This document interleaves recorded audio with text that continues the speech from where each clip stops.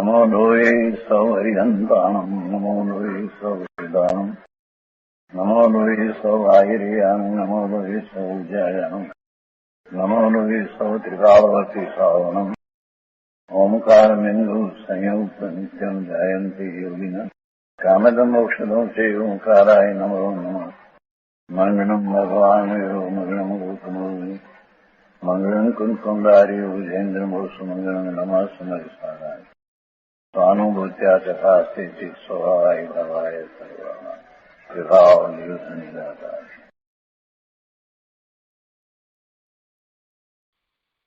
समयसार भगवान कुंकुंदाचार्य रचित समयसार तथा भगवान अमृतचंद्राचार्य रचित आत्मख्याति टीका कलश सहित એનો સ્વાધ્યાય ચાલે છે। એમાં પરિશિષ્ટમાં કળશ 247 પછી ટીકા અને ટીકામાં બીજા ભાગમાં 14 બોલ છે। એ 14 બોલનો સ્વાધ્યાય કરી રહ્યા છીએ। એમાંથી 8 બોલનો સ્વાધ્યાય પૂરો કર્યો છે અને 9મા બોલનો સ્વાધ્યાય આપણે શરૂ કર્યો છે। 9મા બોલ ઉપર પૂજ્ય ગુરુદેવ કાંજી સ્વામીના પ્રવચનમાંથી અંશો આપણે લઈ રહ્યા છીએ। પ્રવચન રત્નાકર ભાગ 10મો પાના નંબર 393। 9મા બોલના વિસ્તાર કરતા ગુરુદેવે જ્યારે એ વાત સમજાવી કે જ્ઞાન કોઈ નિમિત્તથી થતું નથી, વાણીને કારણે થતું નથી। જ્ઞાનની પર્યાય થઈ તે તેનો સ્વભાવ, જે પર્યાય થઈ તે તેનો સ્વભાવ। એટલે જ્ઞાનનું પરિણમન દરેક સમયે થાય અને એવી નિર્મળ પર્યાય થાય એ જ્ઞાનનો સ્વભાવ છે। અને જ્યારે જે પર્યાય થઈ કે જેમાં એને પર જ્ઞેય જણાયું એવી જે કોઈ પર્યાય થઈ એ પર્યાયમાં પરનું કાંઈ કરવાપણું નથી। એટલે કે પરદ્રવ્યના પરિણમન થવાને કારણે અહીંયા કંઈ થયું છે એમ નથી। એટલે કે પરકાળને કારણે પર પર્યાય થઈ એ પેલી પર્યાયનો સ્વકાળ અને પોતાને માટે એ પરકાળ। તો એ પરકાળને લીધે પોતાને કોઈ પણ પર્યાય થાય એમ બનતું નથી। એટલે કે એ પરકાળ છે એ પોતાનો સ્વકાળ નથી। પોતાના પરિણામ થાય છે જે એ પરિણામ એનો સ્વકાળ છે। એ સમયે જે પરિણામ થાય છે તે નિરપેક્ષ છે, તેને કોઈની અપેક્ષા નથી। એટલે જ્ઞાન થાય તો જ્ઞાનના પરિણામ જે થયા, જે પર્યાય થઈ તે દરેક સમયે જે પર્યાય થઈ તે સમયે એ જ પર્યાય થવાને હતી માટે થઈ। એટલે એ પર્યાયનો એ સ્વકાળ છે। એમાં પછી શાસ્ત્ર હતું એટલે જ્ઞાન થયું, અથવા તો ગુરુની વાણી એ કાળે જે નીકળી એટલે કે ગુરુની વાણીની એવી પર્યાય થઈ એને કારણે અહીંયા કંઈ થયું એમ નથી। હવે જ્યારે આ વાત આવી ત્યારે અજ્ઞાનીએ તર્ક કર્યો અને પ્રશ્ન કર્યો કે જો જ્ઞાન નિમિત્તથી થતું ન હોય તો સાંભળવા જાઓ છો શું કામ?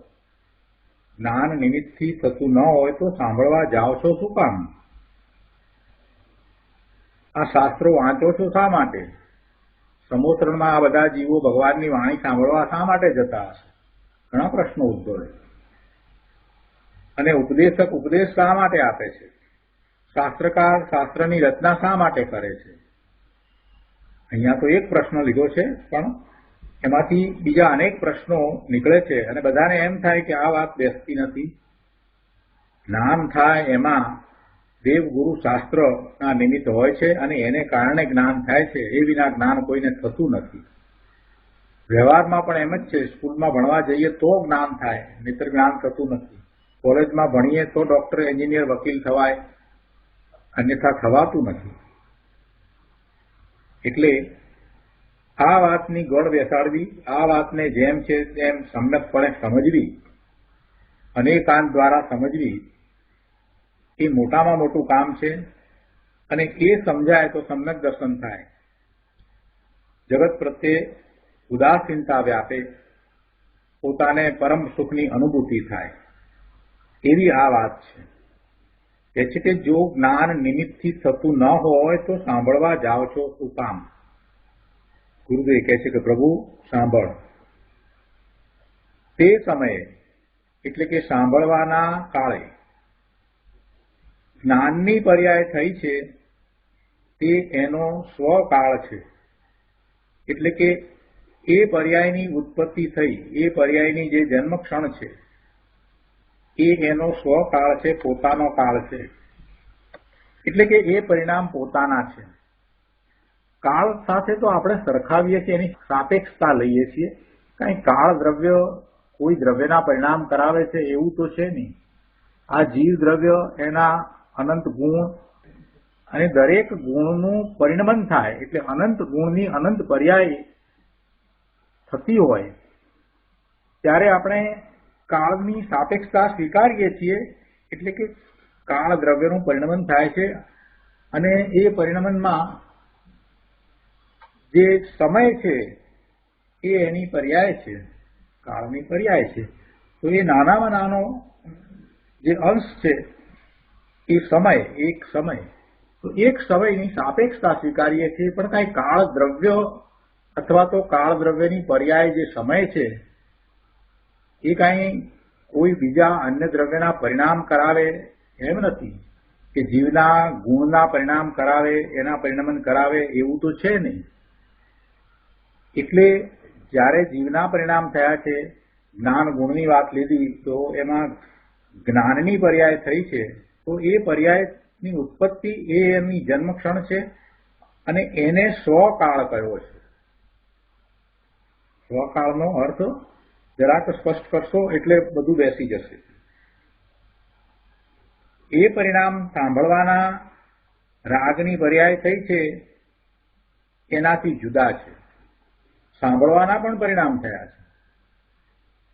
જ્યારે જ્ઞાન થયું છે એ વખતે એને સાંભળવાના એવા પણ પરિણામ થયા છે. એટલે સાંભળવાના જે પરિણામ છે એ રાગના પરિણામ છે. એટલે સાંભળવાના રાગની પર્યાય થઈ છે તો એ પરિણામ જુદા છે અને એનો પણ એ વખતે એ કાળ છે, એ સ્વકાળ છે. એ વખતે સાંભળવાના પરિણામ થાય, સાંભળવાનો ભાવ થાય અને કાન દ્વારા એ સંભળાય. એ દરેક પરિણામ એ પોતાના સ્વતંત્ર પરિણામ છે, એ એનો સ્વકાળ છે. અહીંયા ગુરુદેવ સમજાવે છે કે ભાઈ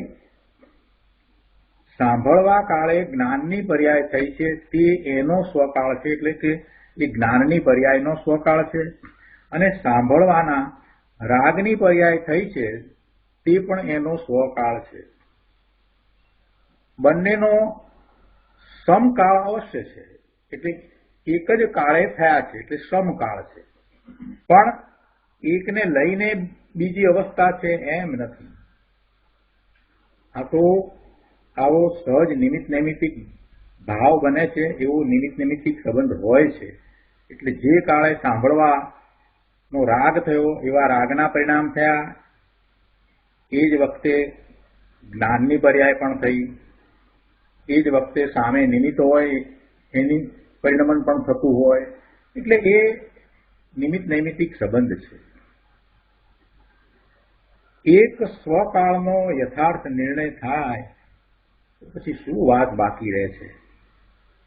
બધી અજ્ઞાનજન્ય માન્યતાઓ ઉડી જાય છે. કેમ કે બધા જ દ્રવ્યોના સ્વતંત્ર પરિણમન થાય છે એ વાત એમાંથી બરાબર બેસી જાય છે કે જગતમાં અનંત પદાર્થો અને અનંત પદાર્થોના પરિણમન સ્વતંત્ર થાય છે. એમાં હું નકામાનો જોડાઈ જઉં છું. કોઈના પરિણમન ન તો હું કરાવું છું કે ન તો કોઈ મારું પરિણમન કરાવે છે. અને આત્મા જ્ઞાન સિવાય બીજું કાંઈ કરતો નથી. પોતાના અનંત ગુણ છે, અનંત ગુણોનું પરિણમન શુદ્ધ નિર્મળ થઈ રહ્યું છે. એમાં જ્ઞાન ગુણ છે એ પણ પરિણમી રહ્યો છે, એ જાણે છે. પણ એ જ્ઞાન ગુણમાં વિશેષતા એ છે કે સ્વને પણ જાણે છે અને પરને પણ જાણે છે. જ્ઞાની છે એ સમજે છે કે આ પર બધું જણાઈ રહ્યું છે એ મારાથી જુદું છે, ભિન્ન છે. અને એ જણાઈ રહ્યું છે એ મારા જ્ઞાનનો સ્વભાવ છે.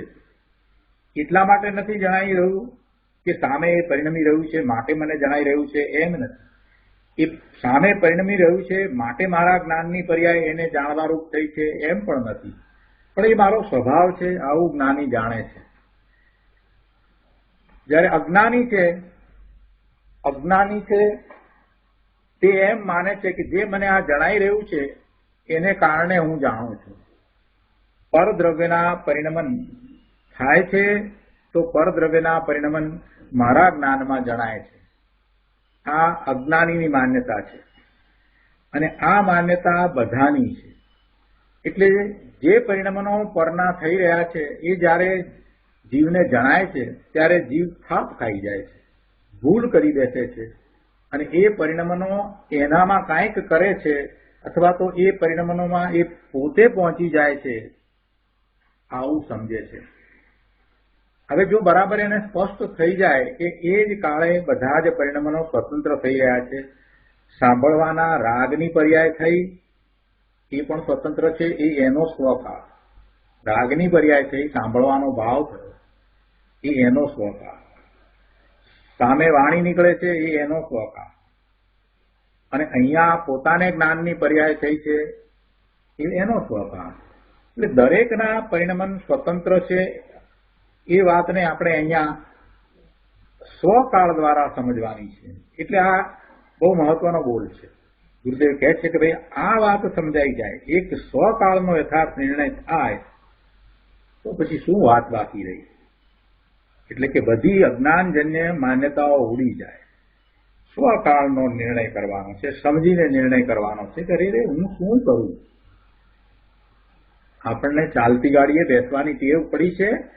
એક ગાડી ચાલે છે એમાં બેસી જઈએ ને પછી એમ કહીએ કે ગાડીને હું ચલાવું છું. આ માન્યતા આપણી અનાદિની ચાલી આવે છે.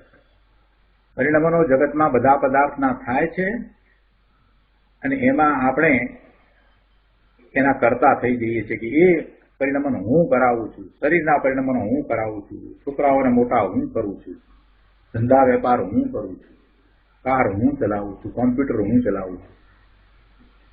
પરના કાર્યો થતા હોય તે થાય, એના પરિણામ જે થતા હોય તે થાય અને એવા પરિણામ થવા એ એનો સ્વકાળ છે.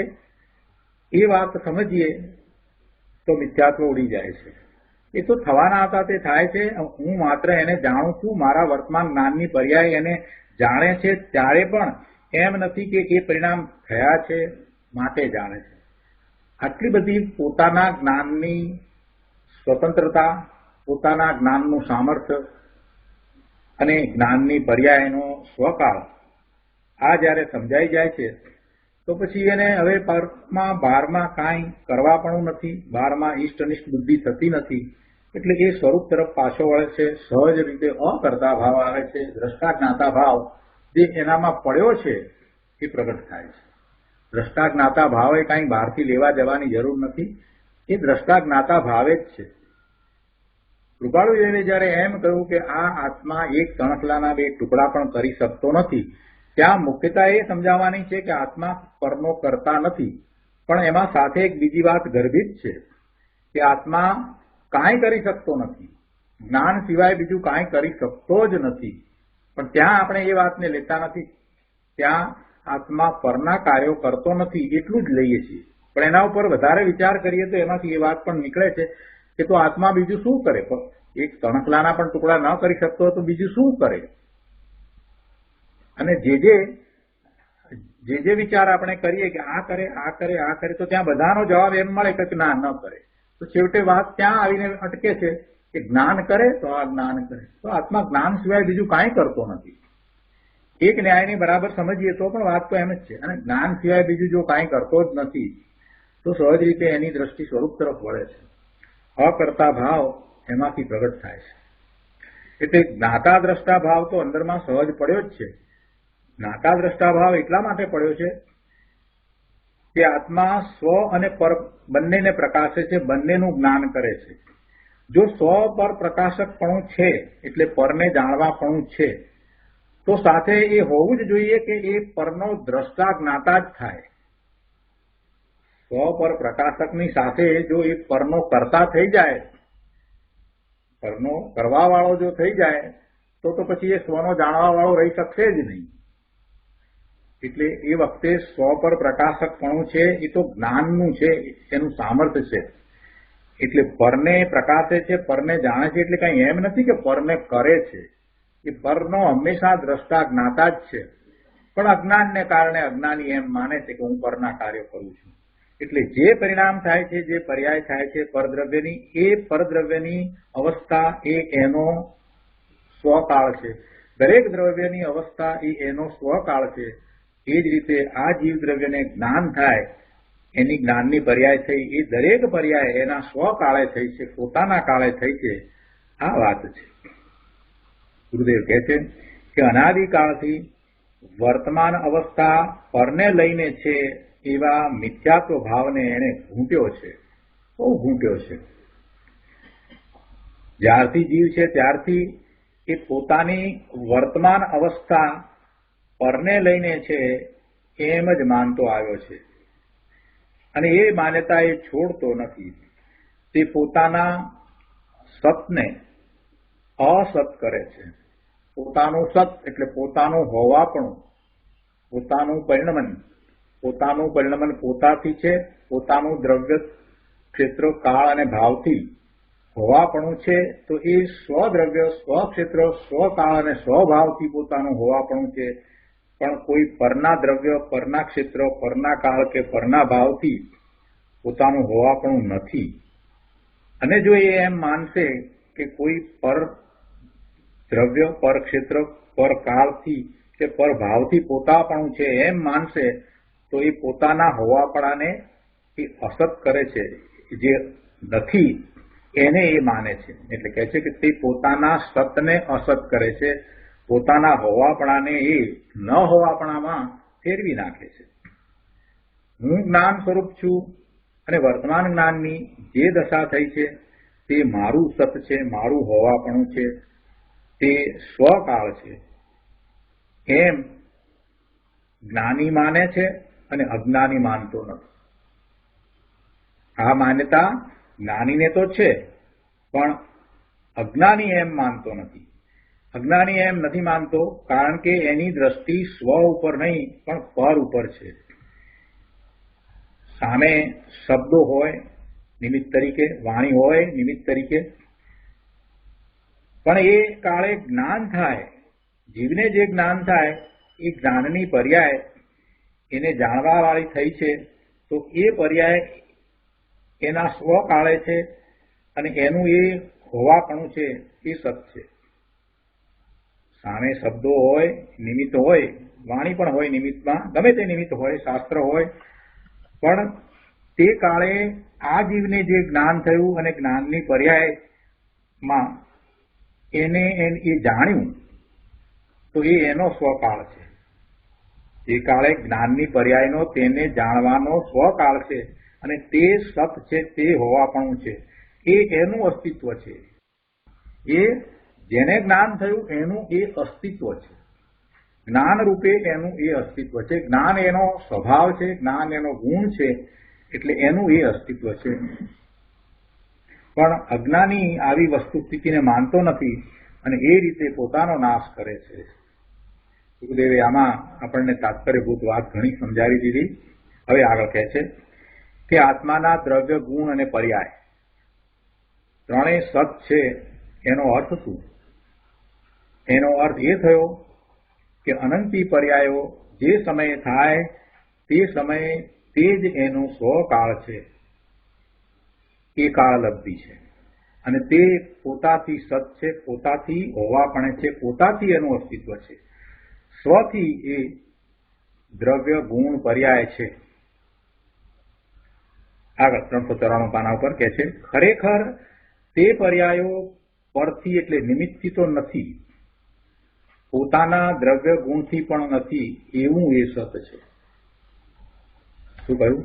પર્યાયની વાત કરતા સ્વતંત્રતા બતાવી. પર્યાયની પર્યાય સ્વતંત્ર રીતે ઉત્પન્ન થાય છે, તો કહે છે કે એ પરદ્રવ્યથી તો નથી, પણ એ પર્યાયો ખરેખર પોતાના દ્રવ્ય ગુણથી પણ નથી, એવું એ સત છે. એટલે કે એક સમયનું પર્યાયનું હોવાપણું એ સત છે. આ મિથ્યાત્વ અને રાગ દ્વેષ જે જીવની અવસ્થામાં થાય છે તે એના સત્કારકથી છે, એના છ કારકો એના પોતાના છે, એ પરકારકોને લઈને થતી નથી. હવે જ્યારે વિકાર પણ પોતાના સ્વકાળે અને પોતાના સટકારકોથી થાય, વિકાર પણ વિભાવ ભાવ અને વિકાર પણ પોતાના સટકારકથી થાય, અને જે પર્યાય છે એ એનો સ્વકાળ. અહીંયા તો વાત બહુ મોટી કરી દીધી કે જ્યારે વિકાર પણ પોતાના સ્વકાળે એક સમયના પોતાના સટકારકથી છે, એ એક સમયનો છે અને એ એના પોતાના સટકારકથી છે, તો પછી નિર્મળ નિર્વિકાર દશાનું તો શું કહેવું? એની સમ્યક દર્શન જ્ઞાન ચારિત્રની દશા પણ એના સટકારકથી પ્રગટ થાય છે. સમ્યક દર્શનની પર્યાય પ્રગટ થાય તેને કોઈ દેવગુરુ શાસ્ત્રની કે વ્યવહાર રત્નત્રયની કે દર્શન મોહના અભાવની અપેક્ષા નથી. દર્શન મોહની એનો અભાવ, કર્મની પ્રકૃતિનો અભાવ એ એના કાળે થાય છે. એ વખતે એમ કહેવાય કે દર્શન મોહનીયનો અભાવ થયો એટલે આને સમ્યક દર્શન થયું, પણ વાસ્તવમાં એમ નથી. આને સમ્યક દર્શન થયું તો એના નિમિત્તે દર્શન મોહનીયનો અભાવ જ થાય. દર્શન મોહનીયનો અભાવ પહેલા થાય પછી આને સમ્યક દર્શન થાય એમ નથી. જ્યારે એને સમ્યક દર્શન થાય જ છે તો એ જ વખતે સામે કર્મની પ્રકૃતિનો એ અભાવ હોય એવો નિમિત્ત નૈમિતિક સંબંધ જ છે. એટલે જળને કારણે કઈ જીવની દશા થતી નથી. અહીંયા તો એ વાત કરવી છે. સમ્યક દર્શનની પર્યાય પ્રગટ થાય તેને કોઈ દેવ ગુરુ શાસ્ત્રની કે વ્યવહાર રત્નત્રયની કે દર્શન મોહના અભાવની અપેક્ષા નથી. સતનું આવું જ સ્વરૂપ છે ભાઈ. આગળ કહે છે, ઉપાદાન અને નિમિત્ત બંનેમાં પરિણમન પોતપોતાનું એક સાથે થાય છે. ઉપાદાન પણ પરિણમી રહ્યું છે અને એનું પરિણમન થતા નવી અવસ્થા થાય છે, એને આપણે નૈમિતિક કહીએ છીએ. અને એ વખતે જે હાજર છે જેને આપણે નિમિત્ત કહીએ છીએ, તો એ નિમિત્ત પણ કાંઈક છે કે નહીં? એટલે નિમિત્ત પણ પોતે કાંઈક બીજું પરદ્રવ્ય પર પદાર્થ છે કે નહીં? તો એ નિમિત્તનું પણ પોતાનું પરિણમન થતું જ હોય. એટલે ઉપાદાન અને નિમિત્ત બંનેમાં પરિણમન પોતપોતાનું એક સાથે થાય છે. પ્રત્યેકની તે પર્યાય તે એનો સ્વકાળ છે. એટલે કે એકને નિમિત્તને લઈને બીજામાં એટલે ઉપાદાનમાં કાંઈ થાય છે એમ નથી. બંનેમાં કાળ પ્રત્યાશક્તિ એટલે કે કાળ પ્રત્યે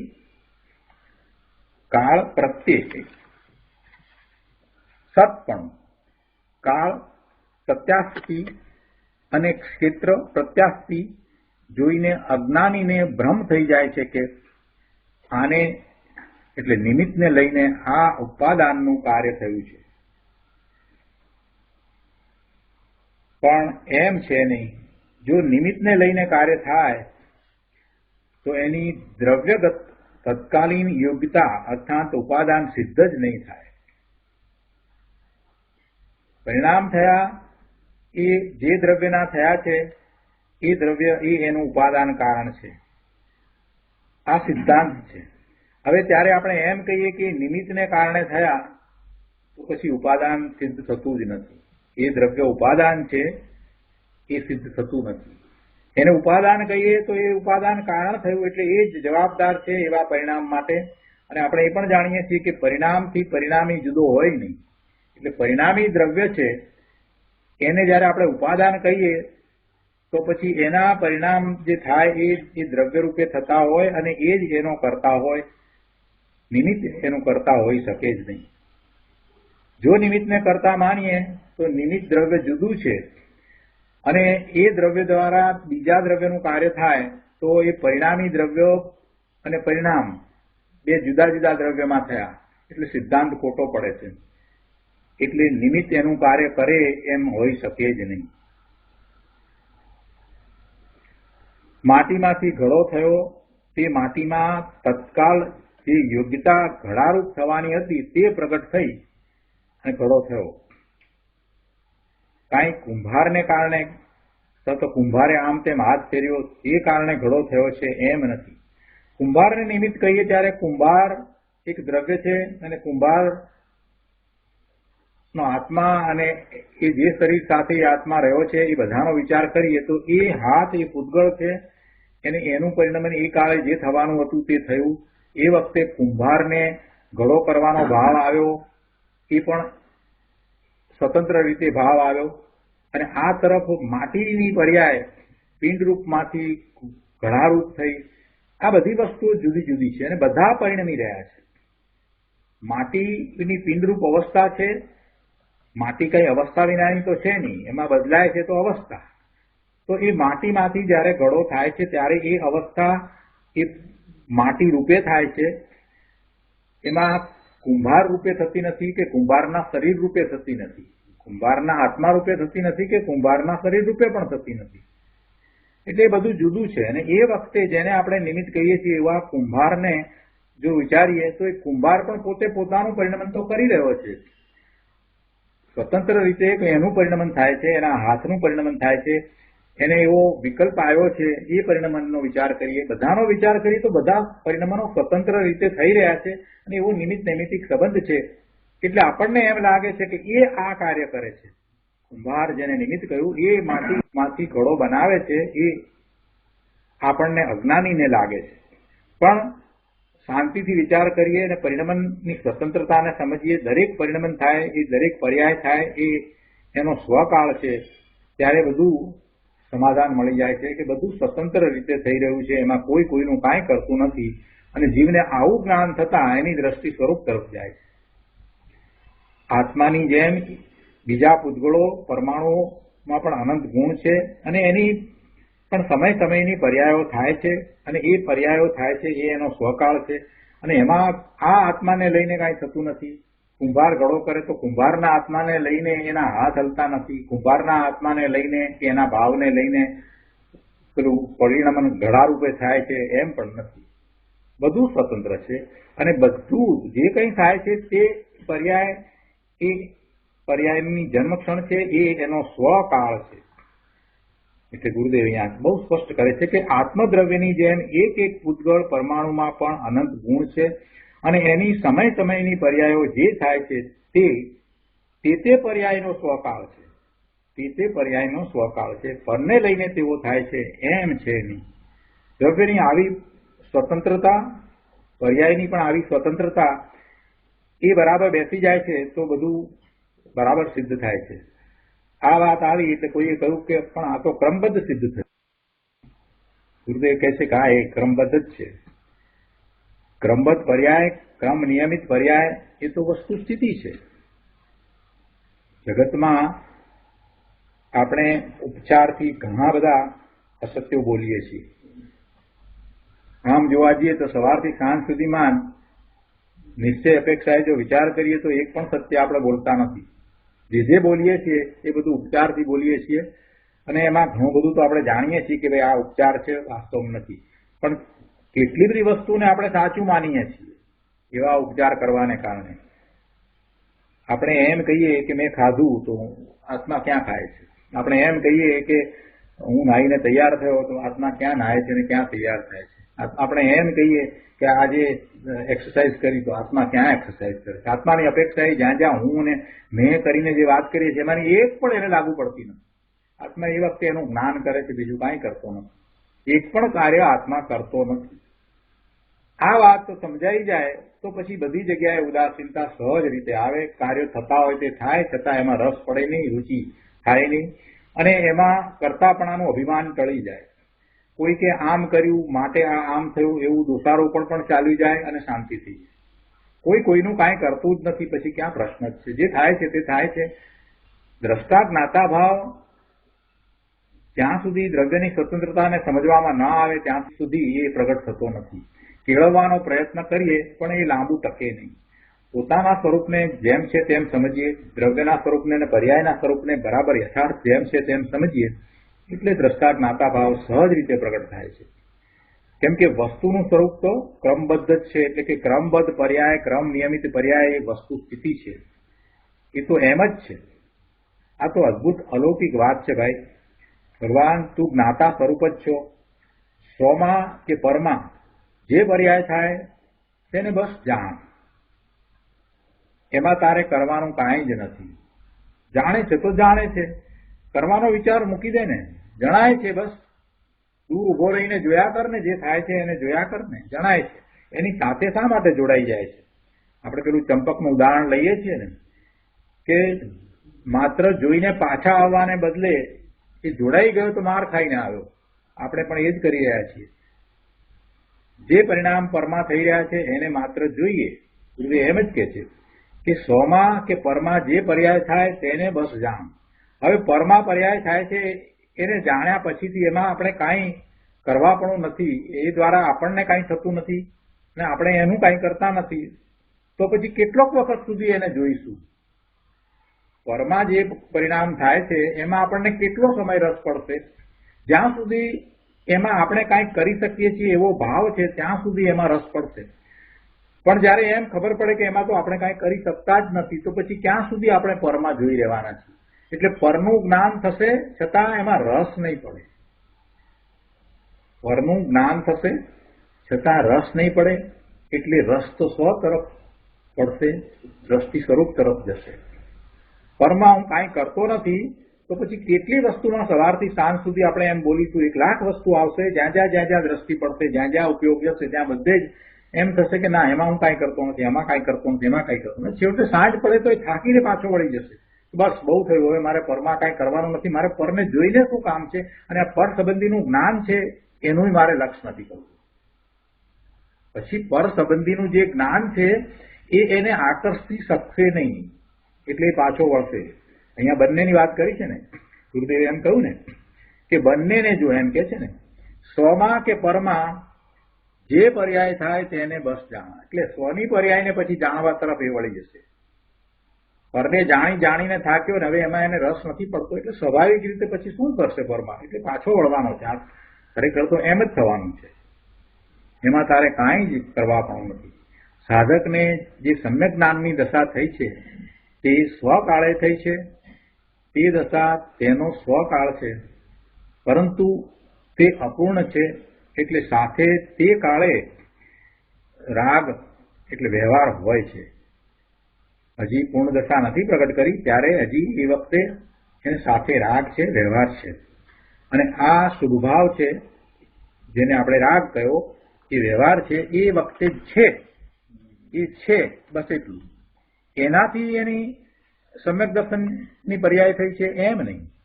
આ શુદ્ધ પરિણતિ, તે નિશ્ચય અને સાથે જે રાગ તે કાળે છે તે વ્યવહાર.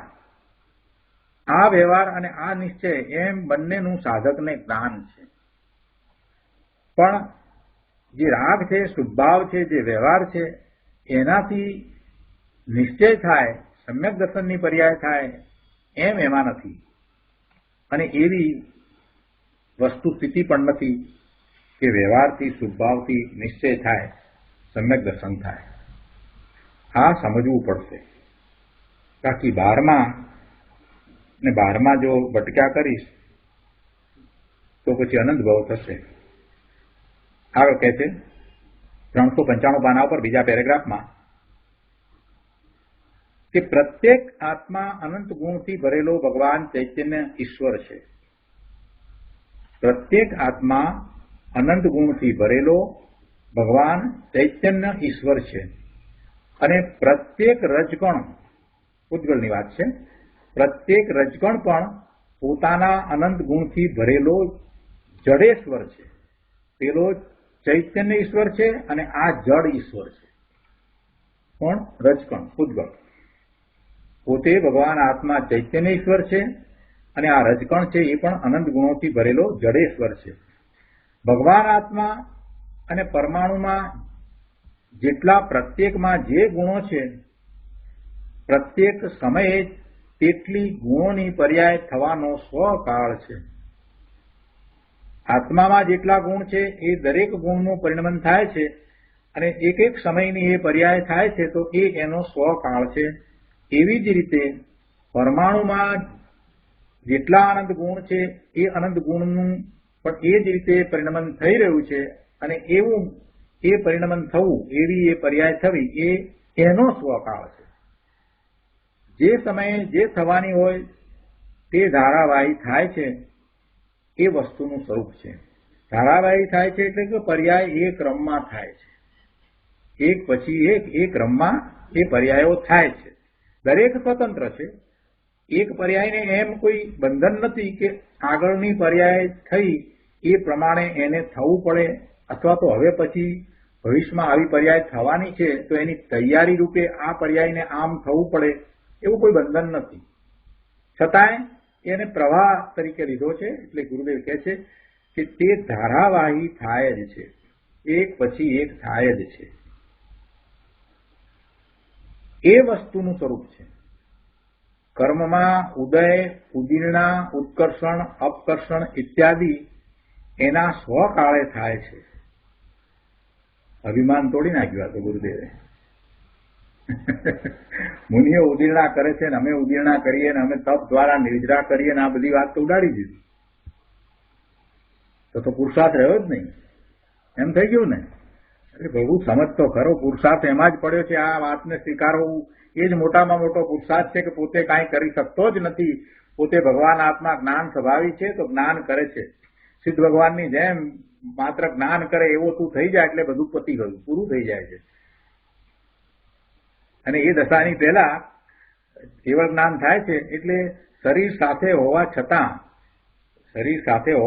પણ એ પોતે પોતાનું જ્ઞાન કરે છે, પોતાના અનંત ગુણોનું પરિણમન થઈ રહ્યું છે એનું જ્ઞાન કરે છે. આવી દશા સિવાય બીજું કાંઈ કરી શકતો જ નથી. એમાં ક્યાં એ ઉદીર્ણા કરવા જાય ને ઉત્કર્ષણ ને અપકર્ષણ કરવા જાય? એ કર્મને પકડીને એ કરતો હશે. એટલે ગુરુદેવ કહે છે કે એ બધું જે થાય છે તે થાય છે ભાઈ. કર્મમાં ઉદય, ઉદીર્ણા, ઉત્કર્ષણ, અપકર્ષણ ઇત્યાદિ એના સ્વકાળે થાય છે. એમાં જીવના પરિણામ નિમિત્ત હો, પણ જીવને લઈને કર્મની અવસ્થા થાય છે એમ ક્યાં છે? કર્મનું કાર્ય કર્મ કરે અને જીવનું કાર્ય જીવ કરે. કોઈ કોઈના કરતા હરતા નથી. ભેળસેળ છોડી દો. કોઈ કોઈના કરતા હરતા નથી. બસ આટલી વાત છે. કહ્યું ને કે બંને ઈશ્વર છે. પેલો જડ ઈશ્વર છે, આ ચેતન ઈશ્વર છે. તો ઈશ્વર છે તો અનંત ગુણ છે ને, અનંત ગુણ છે તો એનું પરિણમન છે ને, એનું પરિણમન કરવા વાળો એ ઈશ્વર છે. જળ છે એ જડેશ્વર છે, તો જળ એ ઈશ્વર છે. ઈશ્વર એટલા માટે છે કે એમાં અનંત ગુણ છે ને એનું અનંત ગુણનું પરિણમન એ પોતે કરે છે, એવો જળ ઈશ્વર છે. આ ચેતન ઈશ્વર છે તો એ પોતે પોતાના અનંત ગુણો સહિત પરિણમી રહ્યો છે, એવો ચેતન ઈશ્વર છે. એક જડેશ્વર છે અને એક ચૈતન્ય ઈશ્વર છે. બંને પોતપોતાના કાર્યો કરે છે, એમાં કોઈ કોઈનો કરતા હરતા નથી, કેમ કે બંને ઈશ્વર છે. આ સ્વકાળની વાત જેને બેસે તેના જન્મ મરણનો અંત આવી જાય એવી આ વાત છે. કહ્યું ને કે જ્ઞાની સ્વકાળથી સતપણું પ્રકાશતો થકો અનેકાંત વડે પોતાને જીવાડે છે, નાશ થવા દેતો નથી. આવી વાત છે. ઘણો વિસ્તાર કર્યો ગુરુદેવે. ક્રમબદ્ધ પર્યાય પણ સાથે સમજાવી દીધી. અને દ્રવ્યોના પરિણમન, એની પર્યાયો, એના સત્કારકોથી સ્વતંત્ર થાય છે. આ બધા પરમ સત્યને ગુરુદેવે આ બોલમાં સમાવી લીધું. બહુ મહત્વની વાત કરી. હવે 10મો બોલ. 10મો બોલ પણ આપણે વાંચ્યો છે ને એનો અર્થ કર્યો છે, એટલે એનો વિસ્તાર લઈએ એ પહેલા સહેજ વાંચી લઈએ. કહે છે આચાર્ય ભગવાન કહે છે કે વળી જ્યારે તે જ્ઞાન માત્ર ભાવ પદાર્થોના આલંબન કાળે જ માત્ર જ્ઞેય પદાર્થોને જાણવા વખતે જ જ્ઞાનનું સતપણું માનીને અંગીકાર કરીને પોતાનો નાશ કરે છે, ત્યારે તે જ્ઞાન માત્ર ભાવનું પરકાળથી જ્ઞેયના કાળથી અસતપણું પ્રકાશતો થકો અનેકાંત જ તેને પોતાનો નાશ કરવા દેતો નથી. 9મા બોલમાં એ પોતાના કાળથી છે અને 10મા બોલમાં એ પરના કાળથી નથી. તેમાં આ ફેર છે. 10મા બોલમાં એ પરકાળથી એનું અસતપણું, પરકાળથી એનું ન હોવાપણું દર્શાવ્યું છે. અને એમ દર્શાવીને એમ દર્શાવીને એ પોતે સ્વકાળથી છે એવા એના જ્ઞાન ભાવનો નાશ થવા દેતું નથી. ગુરુદેવ સમજાવે છે કે શું કહે છે કે અજ્ઞાની જીવ નિમિત્તરૂપ પદાર્થોના આલંબન કાળે જ અર્થાત પરકાળથી જ પોતાનું જ્ઞાનનું સત્પણું હોવાનું માને છે.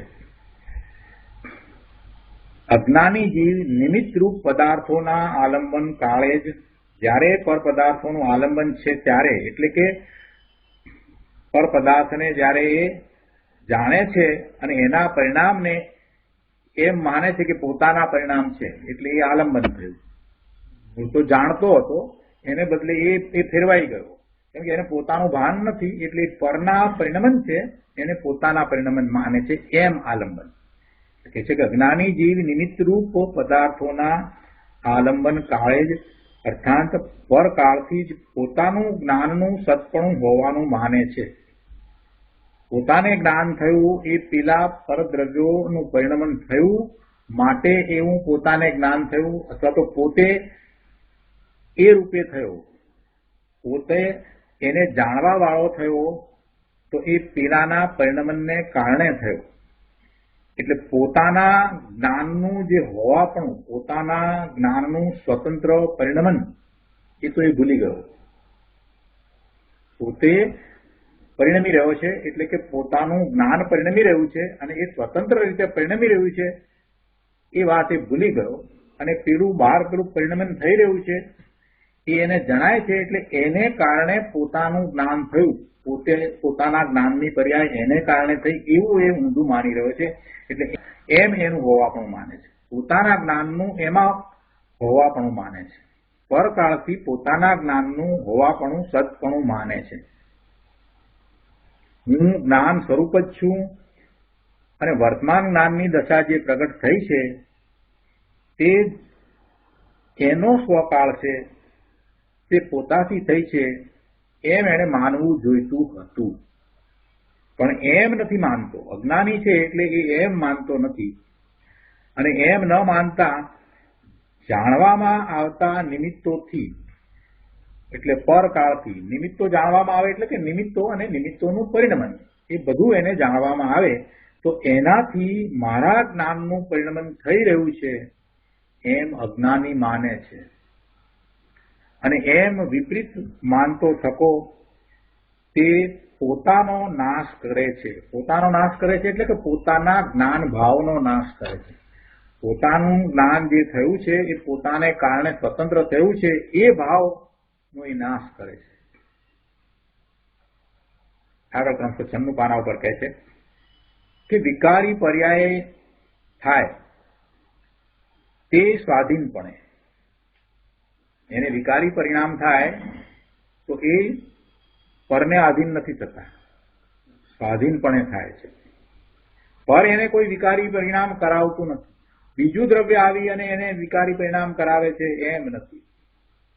અહીંયા તો આપણે શું કરીએ કે પેલો એવું બોલ્યો ને એટલે પછી કે મારો મિજાજ ફરી ગયો અને મેં એને લાફો મારી દીધો પેલાના કારણે. આપણે વાતમાં કહીએ ને કે તમે આમ કેમ કર્યું, તમે તો આમ શાંત દેખાવ છો ને તમે વળી કેમ ઝઘડો કર્યો, તો કે પેલો એવું બોલ્યો ને એટલે પછી કે મારો પિત્તો ગયો. દરેક જગ્યાએ બીજાના કારણે. આપણી અનાદિથી આ જ માન્યતા છે કે આપણે કાંઈ પણ કરીએ છીએ એ એમાં બીજાને કારણે કરીએ છીએ. દોષારોપણમાં તો ખાસ કરીને એમ જ હોય. જયારે યશ ખાટી લેવો હોય ત્યારે આપણે કરતા પણ સ્થાપીએ, બીજાએ કર્યું હોય એમાં આપણે આપણું કરતા પણ સ્થાપીએ. પણ અહીંયા તો કહે છે કે ભાઈ એ બધા વિકારી ભાવ, વિકારી પરિણામ જે થાય એમાં કોઈને કારણે કાંઈ થતું નથી. એ સ્વાધીનપણે એવા પરિણામ થાય છે. સ્વાધીનપણે એટલે એ પરિણામ એના કારણે જ એવા થાય છે. એ વખતે નિમિત્ત પરનું છે એ વાત ત્યાં જણાવવી છે. એટલે કહેવામાં આવે કે આ નિમિત્ત હતું એ જણાવવામાં આવે, આને કારણે થયું, એવા કર્મના ઉદય આવ્યા એટલે આમ થયું. પણ એ વાસ્તવમાં એ કાંઈ કરતા નથી. અને નિર્વિકાર પરિણામ થાય છે. તો નિર્વિકાર પરિણામે તો એ પોતે સ્વાધીનપણે થાય છે, પરાધીનપણે નહીં. આવી સ્વતંત્રતા છે, પરિણામોની આવી સ્વતંત્રતા છે. તો પણ અજ્ઞાની નિમિત્તના કાળથી જ, એટલે પરદ્રવ્ય નું પરિણમન થાય છે એના પરના કાળથી પરકાળથી જ પોતાને એનું જે જ્ઞાન થયું છે એનું હોવાપણું માનીને પરકાળથી જ પોતાના જ્ઞાનનું હોવાપણું સતપણું માનીને નાશ પામે છે. નાશ પામે છે એટલે કે મિથ્યાત્વ રૂપ પરિણમીને ચતુર્ગતિ પરિભ્રમણ કરે છે. ઊંધી માન્યતા કરે છે મિથ્યાત્વને કારણે એને પછી ભવના ભ્રમણ થાય છે.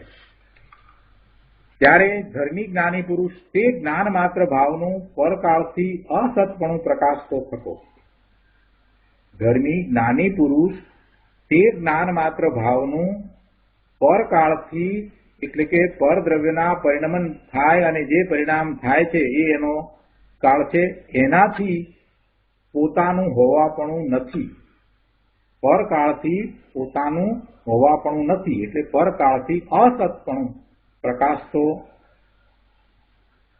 અર્થાત સામે જે નિમિત્ત છે એની અવસ્થાથી મારી જ્ઞાનની દશા નથી, પણ મારી દશા જ્ઞાન દશા તો એ એનો સ્વકાળ છે એમ માનતો એ અનેકાંત દ્વારા પોતાને નાશ પામવા દેતો નથી.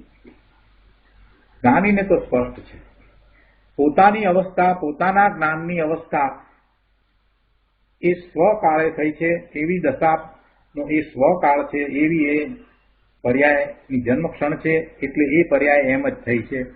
એમાં પેલા પરથી કાંઈ થયું છે એમ નથી. એટલે મારી જ્ઞાન દશા તે એનો સ્વકાળ છે એમ માનતો થતો એ અનેકાંત દ્વારા પોતાને નાશ પામવા દેતો નથી. જ્ઞાન અને આનંદ આદિ જે દશા પ્રગટ છે તે સ્વકાળે સત છે.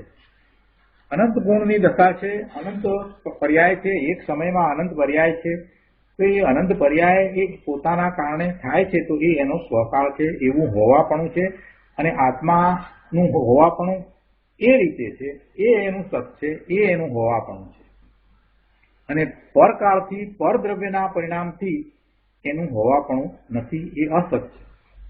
આવું અનેકાંત ધર્માત્માને જીવાડે છે, જ્ઞાનીને જીવાડે છે, નાશ પામવા દેતું નથી.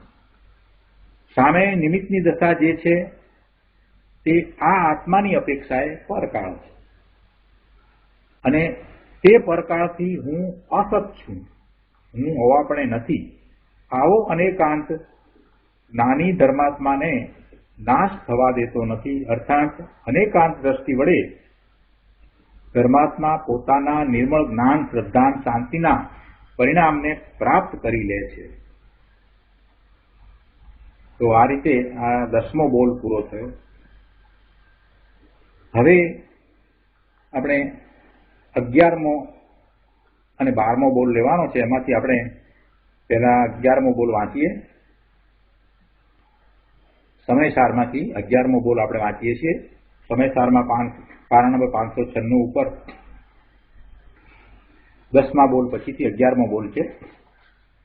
આચાર્ય ભગવાન કહે છે કે જ્યારે આ જ્ઞાન માત્ર ભાવ જાણવામાં આવતા એવા પરભાવોના પરિણમનને લીધે નાયક સ્વભાવને પરભાવપણે માનીને અંગીકાર કરીને નાશ પામે છે, ત્યારે તે જ્ઞાન માત્ર ભાવનું સ્વભાવથી સતપણું પ્રકાશતો થકો અનેકાંત જ તેને જીવાડે છે, નાશ પામવા દેતો નથી. અજ્ઞાનીને પોતે જ્ઞાન સ્વરૂપ ભગવાન આત્મા છે એવું ભાન નથી, એટલે એના જ્ઞાનમાં જે પરભાવ દેખાય છે એને એ સ્વભાવ સમજી, એને એ પોતાનો ભાવ સમજીને પોતાના સાચા અસ્તિત્વનો અસ્વીકાર કરે છે, એને માનતો નથી. અથવા તો એમ કહીએ કે એ પોતાના સ્વભાવથી એ નાશ પામે છે. સ્વભાવથી પોતે છે, પોતાનો સ્વભાવ એટલે પોતાનો ભાવ. પોતાનો ભાવ કેવી રીતે હોય? પોતાનામાં જેવા ગુણ છે એવો એનો ભાવ.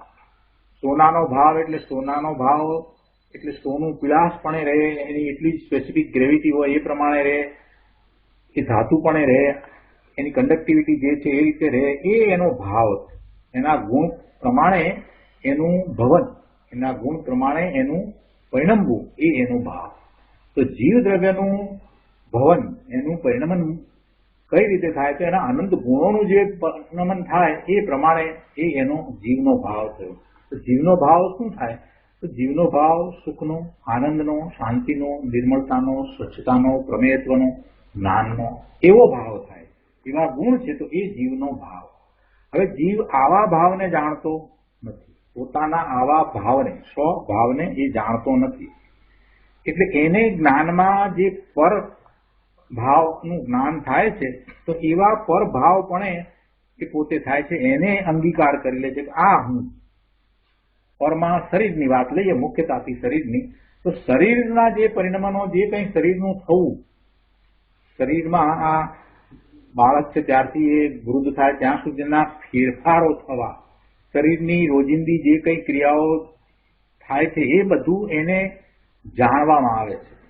તો એને એ શું માને છે કે આ મારો ભાવ, મને ખાવાનો ભાવ, હું ખાવું, હું નાવું ધોવું, બધું કોનું છે? એ પૂતગળનું. તો એ પૂતગળના ભાવ છે એને એ પોતાના ભાવ કરીને બેઠો છે. કેમ કે જાણતો નથી કે પોતાનો ભાવ શું છે, જાણતો નથી. એટલે એમ પરભાવને એ પોતાના માનીને અંગીકાર કરીને એ નાશ પામે છે. એટલે કે પોતાનો જે સ્વભાવ છે એનાથી એ ચ્યુત થઈ જાય છે. સારી આ વાત છે. તો એનો વિસ્તાર આપણે ગુરુદેવ પાસેથી સમજીએ.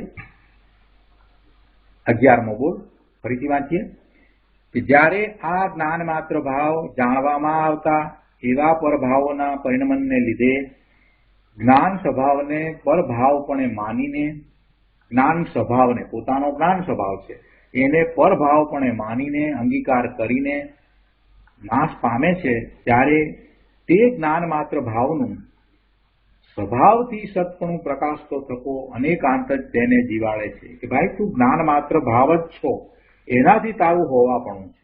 તારું હોવાપણું પરભાવથી નથી, તારું હોવાપણું તારા સ્વભાવથી છે. એટલે કે જ્ઞાન ભાવથી તારું હોવાપણું છે. અને એમ એ અનેકાંત એને જીવાડે છે, નાશ પામવા દેતો નથી. ગુરુદેવ સમજાવે છે કે જુઓ શું કહે છે કે ભગવાન આત્મા એક જ્ઞાયક ભાવ સ્વરૂપ છે. જાણવું, જાણવું, જાણવું એ એનો સ્વભાવ છે. એમ ન માનતા આ જે પરદ્રવ્યના ભાવો એના જાણવામાં આવે છે તે પણ પરભાવપણે હું થઈ ગયો એમ અજ્ઞાની માને છે. ખરેખર તો એને એ ભાવ જાણવામાં આવે છે, પરદ્રવ્યના ભાવો એના જાણવામાં આવે છે, તો તે પણ એટલે એવા પરભાવપણે હું થઈ ગયો એમ અજ્ઞાની માને છે. પરભાવને જાણવા કાળે જ્ઞાન તો એક જ્ઞાયક ભાવપણે જ છે. પોતે તો પોતાના જ્ઞાયક ભાવપણે જ છે. પરને જાણે છે ત્યારે પણ એ તો પોતાના સ્વભાવ ભાવે જ પરિણમી રહ્યો છે, પોતે જ્ઞાયક ભાવપણે જ છે. અને અંદરમાં પોતાના ગુણોનું એવું પરિણમન થઈ જ રહ્યું છે. એ વખતે પણ અંદરમાં શાંતિ, સુખ, નિર્મળતા, પવિત્રતા બધું એમ જ પરિણમી રહ્યું છે. એટલે એ કાંઈ બદલાઈ ગયો છે એમ નથી. પણ એ જાણતો નથી, અજ્ઞાની છે ને, એટલે એ જાણતો નથી, પોતાના ભાવને જાણતો નથી. એટલે કે છે કે પરભાવને જાણવા કાળે જ્ઞાન તો એક જ્ઞાયક ભાવપણે જ છે, તો પણ જાણે પરભાવપણે થઈ ગયું છે એમ અજ્ઞાનીને ભ્રમ થઈ ગયો હોય છે. કેમ કે અંદર એક જ્ઞાયક સ્વભાવ પોતે છે, એનું એને લક્ષ નથી, એને જાણતો નથી. એટલે એનું લક્ષ તો ક્યાંથી કરે? પોતે જ્ઞાયક ભાવ છે, પોતે જ્ઞાન સ્વભાવી છે. આ વાતની દ્રઢતા જ્યાં સુધી ન થાય ત્યાં સુધી સ્વનું લક્ષ થતું નથી. સ્વમાં આપણે વારંવાર કહીએ છીએ કે સ્વનું લક્ષ કરવું ત્યારે હું જ્ઞાયક છું, જ્ઞાયક છું, જ્ઞાયક છું એમ કેમ કહેવામાં આવે છે? એમ કેમ નથી કહેવામાં આવતું કે હું સુખી છું, સુખી છું, સુખી છું? આપણે દરેક વખતે આ સમયસારનો સ્વાધ્યાય કર્યો, એની પહેલા પણ બધા સ્વાધ્યાય જે કર્યા, પ્રવચન સારનો સ્વાધ્યાય, વેન્સીબેનના વચનામૃતનો સ્વાધ્યાય, મુખમાર્ગ પ્રકાશકનો સ્વાધ્યાય, તત્વધારાનો સ્વાધ્યાય, બધા અષ્ટપાઉડનો સ્વાધ્યાય, દરેક વખતે આપણે એમ જ લીધું છે કે હું જ્ઞાયક છું, જ્ઞાયક છું, જ્ઞાયક છું એમ તું દ્રષ્ટિ કર. ત્યારે એમ નથી કીધું કે હું સુખ છું, સુખ છું, સુખ છું, હું શાંતિ છું, શાંતિ છું એમ દ્રષ્ટિ કર. એમ કેમ નહીં કરવું હોય? કેમ કે જ્ઞાન સ્વભાવે પોતે સતત છે અને એ જ્યારે આ પોતાના અનંત ગુણના પરિણમને જાણે છે એ પણ જ્ઞાન ક્રિયા જ છે, એમાં એને જ્ઞાન જ થાય છે. એટલે મુખ્યતા શેની રહી? જે કંઈ થઈ રહ્યું છે એમાં એક જ છે, જે જ્ઞાન ગુણ છે એનું ભવન છે એ બધાને જાણે છે. બધા ગુણના પરિણમને જાણવા વાળું તો જ્ઞાનનું પરિણમન છે. એટલે જ્ઞાનમાં તો પોતે પોતાને જાણે છે. એટલે એમ કહ્યું કે તું નાયક છો એ વાતને પકડી રાખ. તું નાયક છો એ પકડી રાખ તો બાકી બધું અંદર આવી જ જવાનું છે. તું સુખરૂપ છો એ તને જ્ઞાનમાં આવવાનું જ છે. તું આનંદરૂપ છો, તું શાંતિરૂપ છો, તું પવિત્રતારૂપ છો, એ બધું અંદર જ્ઞાનમાં આવી જવાનું છે. એટલે એક જ વાતને પકડ કે એ જ વાત છે. એ ચૈતન્યપણું છે તો ચૈતન્યપણામાં પોતે જ્ઞાયક છે એ જ દ્રષ્ટિ દ્વારા પોતે પોતાને જાણવાનો છે. જાણવું છે ને, એને સ્વભાવ જ જાણવાનો છે. એટલે જ્ઞાયક છું એ વાતની મુખ્યતા કરવામાં આવી છે. અને જયારે જયારે એમ કહેવામાં આવે કે ભાઈ તું ધ્રુવની દ્રષ્ટિ કર તો તને તારું સ્વરૂપ જાણવામાં આવશે, પછી આનંદનો અનુભવ થશે. પણ આનંદનો અનુભવ એ પણ જ્ઞાન રૂપે છે. એ અનુભવને જાણનારું તો જ્ઞાન જ છે ને. એટલે અહીંયા કહે છે કે હું જ્ઞાયક સ્વભાવ છું એ વાત એને હજી ખબર નથી, એટલે એનું લક્ષ થતું નથી. અંદર એક જ્ઞાયક સ્વભાવ પોતે છે એનું એને લક્ષ નથી. પરભાવ ઉપર જ એનું લક્ષ છે. પરભાવને લઈને મારું પરિણમન થયું છે એમ પોતાને પરભાવરૂપ કરતો અજ્ઞાની પોતાના એક જ્ઞાયક ભાવનો અભાવ કરીને પોતાનો નાશ કરે છે. હવે આવી વાત છે અજ્ઞાનીની, ત્યારે ધર્મી પુરુષને શું છે? તો કહે છે કે ત્યારે ધર્મી પુરુષનું, જ્ઞાની પુરુષનું અંદર પૂર્ણ એક જ્ઞાયક ભાવ, સ્વભાવ ભાવ ઉપર લક્ષ હોવાથી આ પરભાવને જાણનારું જ્ઞાન મારા જ્ઞાયક ભાવથી જ છે એમ સ્વભાવથી સતપણું પ્રકાશતો તે અનેકાંત દ્રષ્ટિ વડે પોતાને જીવાડે છે, નાશ પામવા દેતો નથી. શું કહ્યું? કે ધર્મી પુરુષને તો એમ છે કે અંદર પૂર્ણ એક જ્ઞાયક ભાવ, એ સ્વભાવ ભાવ એ હું છું. હું જ્ઞાન ભાવે છું, હું જ્ઞાયક છું, હું જ્ઞાન સ્વરૂપ છું, એ જ મારો સ્વભાવ છે. એટલે દ્રષ્ટિ એના ઉપર છે. એક જ્ઞાયક ભાવ, સ્વભાવ ભાવ ઉપર એનું લક્ષ છે. ભલે ઉપયોગ બહારમાં જાય છતાંય પોતે જ્ઞાયક ભાવ છે એ કઈ વિસરાતું નથી. એટલે કે છે કે અંદર પૂર્ણ એક જ્ઞાયક ભાવ, સ્વભાવ ભાવ ઉપર લક્ષ હોવાથી આ પરભાવ જણાય છે, એનું જ્ઞાન થાય છે. પર્યાયમાં એ જણાયા તો એ પરભાવને જાણનારું જ્ઞાન મારા જ્ઞાયક ભાવથી જ છે એમ પોતાના સ્વભાવથી એને હોવાપણું છે.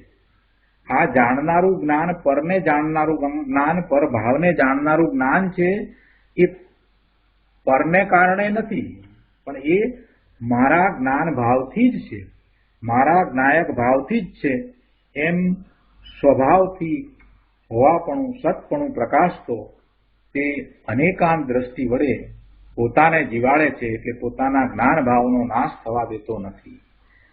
પરભાવને જાણતા જ્ઞાન પરભાવરૂપ થઈ ગયું છે એમ નથી. જ્ઞાન કઈ પરભાવરૂપ થતું નથી. જ્ઞાન જ્ઞાન ભાવે જ રહે છે. જ્ઞાન જ્ઞાન ભાવે જ રહે છે. હરીસો હરીસા તરીકે જ રહે છે. હરીસો અગ્નિમય થતો નથી.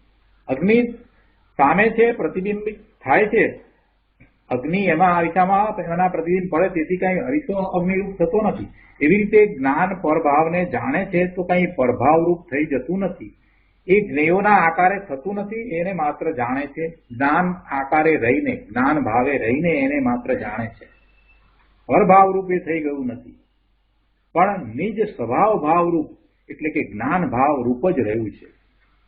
એમ પોતાની આત્મલીલાને યથાર્થ જાણતો જ્ઞાની પોતાના જીવતરને સુરક્ષિત ટકાવી રાખે છે. આ વાતને, આ જ્ઞાન ભાવે પરિણમનને ગુરુદેવે એમ કહ્યું કે આત્મલીલા, આ આત્માની લીલા, આ આત્મા કરે, બીજું કાંઈ કરે નહીં. જ્ઞાન જ્ઞાન જ્ઞાન જ્ઞાન, પરનું ઘરે જ્ઞાન તો પણ એ પરભાવે થયા વિના પોતાના ભાવે રહીને એને જાણે, આ આત્માની લીલા. એટલે એને કહે છે કે પોતાની આત્મલીલાને યથાર્થ જાણતો જ્ઞાની પોતાના જીવતરને સુરક્ષિત ટકાવી રાખે છે. આત્મામાં અનંત ગુણોના અસ્તિત્વમય જ વર્તમાન ભાવનું પરિણમન થાય છે. આત્મામાં અનંત ગુણોના અસ્તિત્વમય જ વર્તમાન ભાવનું પરિણમન થાય છે. એ આત્મલીલા છે. મારા ભાવથી મારી પર્યાય છે, પર ભાવથી નથી. આવું અનેકાંત જેવું છે તેવું આત્માનું જીવન ટકાવી રાખે છે. આત્માનું જેવું સ્વાભાવિક જીવન છે, જ્ઞાન ભાવે જીવન છે, એવું આ અનેકાંત ટકાવી રાખે છે. અનેકાંત પરમ અમૃત છે. આ રીતે આપણે 11મો બોલ પૂરો કરીએ છીએ અને હવે આવતી વખતે આપણે પરભાવથી એનું નાસ્તિપણું એ વાત લઈશું. તો આજનો સ્વાધ્યાય અહીંયા સુધી રાખીએ છીએ. હવે સુખધામ બોલીએ. સુખધામ અનંત સુસંત ચરી દીનદાત રહે તદ જ્ઞાનમયી પ્રકાંતિ અનંત સુધામય છે પ્રણમો પદતે વદતે જયતે પ્રણમો પદતે વદતે જયતે